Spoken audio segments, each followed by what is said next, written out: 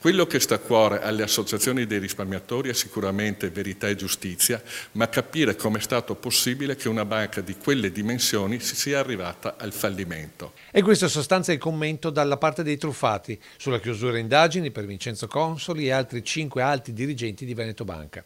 Truffati che solo in parte sono richiamati nell'avviso dei pubblici ministeri del Tribunale di Treviso. Sono situazioni differenti.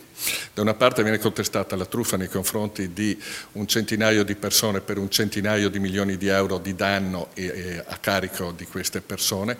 Dall'altra parte invece abbiamo una situazione di dissesto che ha coinvolto circa 100.000 persone con un danno per queste persone di circa 10 miliardi. Perché in questa vicenda i risparmiatori chiedono di puntare più in alto. Noi ci aspettiamo che le cose vadano avanti, ovviamente che arrivino a chi veramente è responsabile di questa situazione, che doveva vigilare e che non ha vigilato. Banca Italia e Consob.